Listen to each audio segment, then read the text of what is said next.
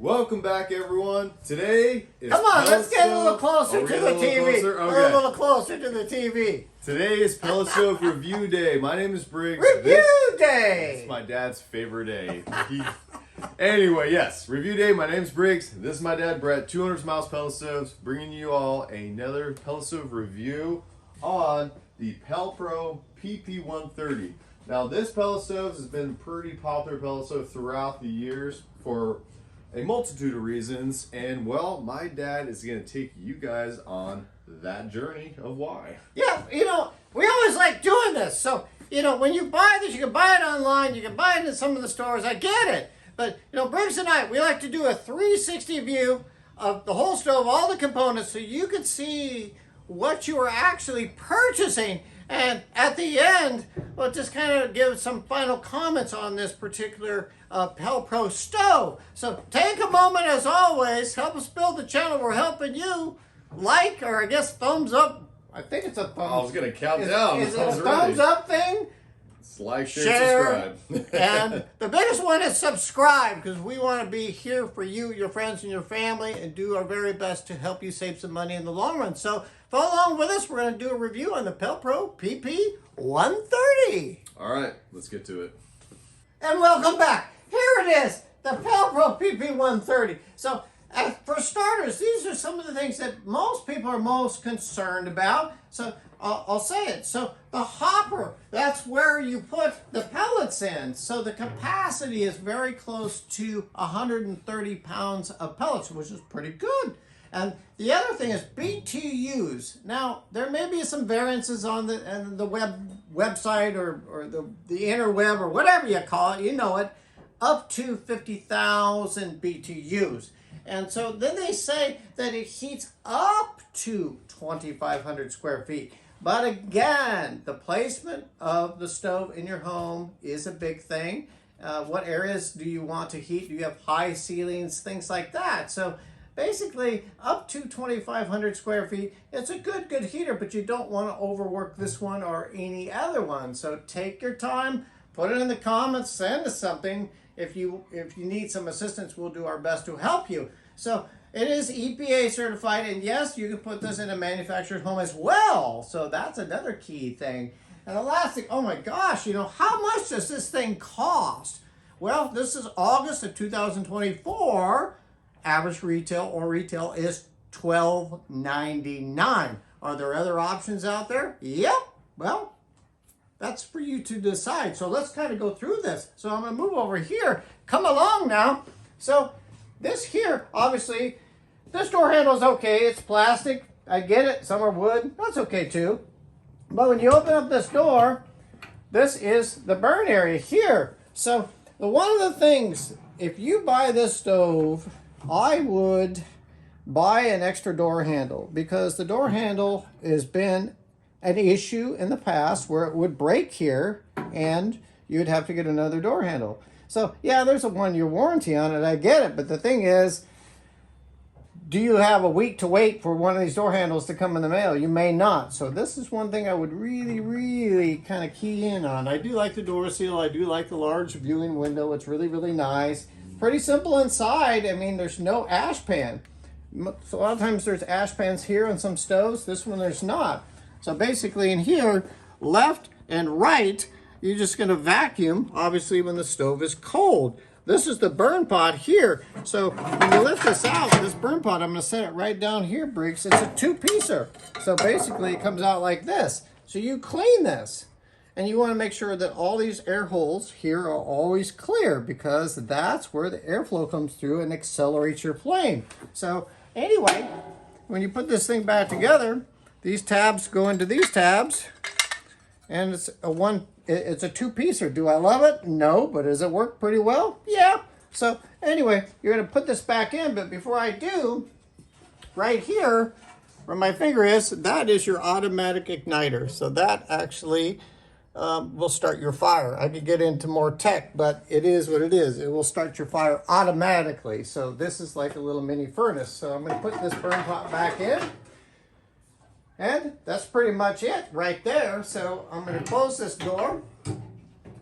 Right here is where the warm air comes out. Okay, they got a pretty little flame here, and it was all laser cut or through a CNC machine or whatever. But anyway, the warm air comes out here. And so it's not a bad design. It's a pretty basic stove. Down here where it says Pelpro, do I love it? No, not really, but is it bad? No, it's not bad, but you know, they're pushing their name. You can cover it if you want or put something cool on it. I get it. So over here, we've opened up the sides here because this is the key things that Briggs and I like to show people is the insides of the stove. So right here is the user dial. So this is how you control the stove. So basically the heat settings. And so there's more videos on this, but this piece here through our time rarely goes out. So this is a good piece here. And so this stove, you could have it run continuously on low, or you could take it to a certain level and it runs off what they call a room sensing probe. And so this probe here that is along your floorboard or on the wall, it detects the temperature of the room. So the stove will turn on and off based on your settings. So it's kind of cool. It's like a little mini furnace. So over here, standard, you can see in our last videos, this is your vacuum safety switch. You can do your studies on that, but every pellet stove has that, which is good. And down here is the main brains here. This is the control panel or the motherboard. So this is connected to, ready to go up, Briggs? To your user knob here. So there you go. This big behemoth fan, which I really like, this is your convection room air fan. This blows the air up behind the firewall where it gets hot, up on top, and blows the warm air out into your room. And so back here, where my hand is, this is the auger motor. So basically this motor turns the auger shaft vertically up and drops the pellets into your burn pot. So if we turn around here, move forward, this is a pretty simplistic stove. Right here is where you will take your plug in here and then plug it into the wall. Standard 3-inch venting, so you could vent out the wall or up through your roof. Look at your owner's manual and install it to the specs in the manual. Do it to code. This tube here is for your outside air kit. So if you want to bring in outside air, you can hook up an outside air kit, acronym OAK, to here, which is pretty simple. It is required if you have a manufactured home. And of course, right here is all the information on the stove, EPA approved, when it was built, etc. It's kind of nice. Make sure if you buy one of these used, good golly, make sure this is on here. If I go over here, this is all easy peasy. These side panels come off easily with a 3/8 adapter. On your ratchet, you can take the panels off. You can keep your fans clean. You can get to everything. I like this here. The exhaust motor is right here. So this exhaust motor spins counterclockwise, blows the air out of, over here, Briggs, out, and then through your exhaust and out of your dwelling. It's kind of cool. It also draws in air to your burn pot, which accelerates the flame. And so here, right here, Briggs did a video on this. This is where your automatic igniter is. And if you look at our video, it is super easy to change out your igniter. And you will. They're about $15 as of August 2024. And so we really like it. I mean, the hinge pins on this door over here, they're not bad. I mean, everything has changed over the years. I mean, if I look at pellet stoves from 1990, these things would have been 3 times the size as far as these hinge pins, but it's not too bad. So I'm going to lower this thing down because a lot of people, they want to see, and take your time because this is a major purchase, so stick with us. We're doing our best. But right here, this here, I like this big top part here. So you can just lift the lid and look at this area here. It is ginormous. So you can dump a lot of pellets in here. And they say, you know, it'll last 3.5 days, but you know, it all depends on what temperature and or heat setting that you have your pellet stove on, because, you know, if you have it on high, it's not going to be as efficient. You'll go through a lot more pellets. So it really, really gets hot in the burn chamber. This is a pretty cool stove. But here, pellets will not feed with the lid open. Yep, this is a hopper safety switch. This has to be down for the stove to operate. So if it's up, it's not going to work. But I like what they did here. This is kind of an easy ABC or 1, 2, 3 user guide here that will help you. And you have the owner's manual as well.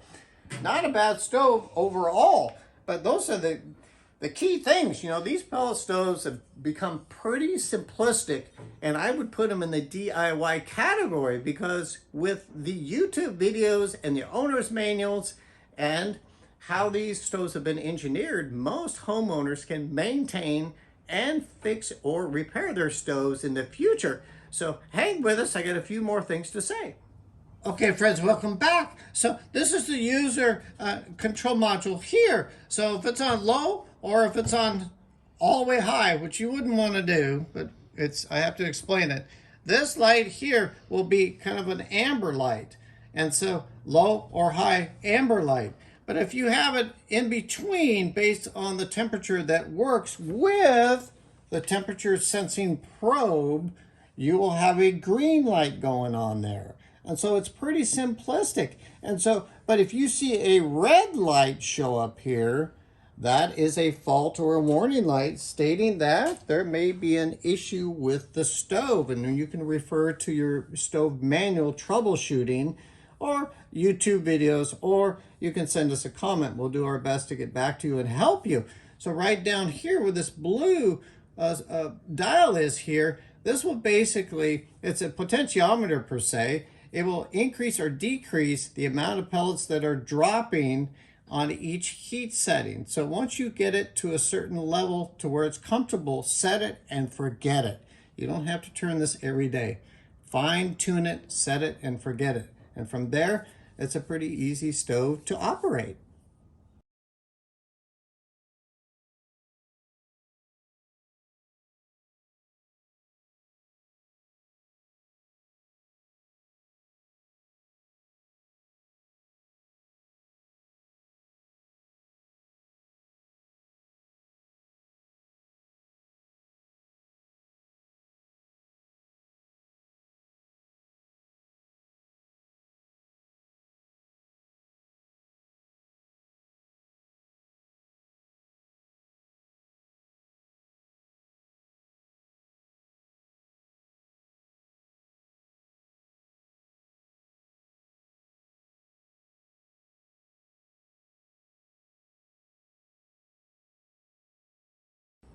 And all right, everyone, that's the end of the pellet stove review journey for today on the Pelpro PP130 pellet stoves. Hope you guys have learned a thing or two about this stove.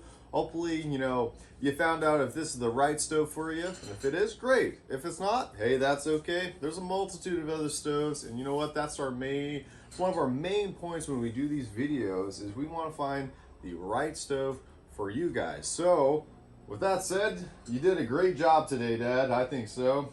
You got anything else to say? I always have something to say. Do you need more of the Folgers today? Just stick with us here. So here, this is a typical flame. And so what Briggs did on startup, that's reality. You can see it kind of, every pellet stove will smoke a little bit before ignition. So you'll see smoke come out the exhaust pipe, and then very little after that.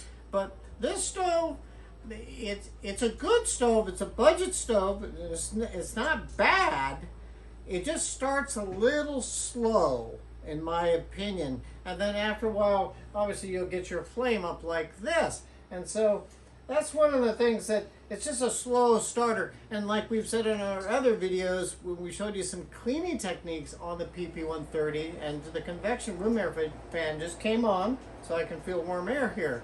But it's a finicky stove, in my opinion, but still one that I would put on your list. And I think in today's market, look at this one, and then also look at the Comfort Built HP 42 or 41, and they're pretty much in the same price bracket.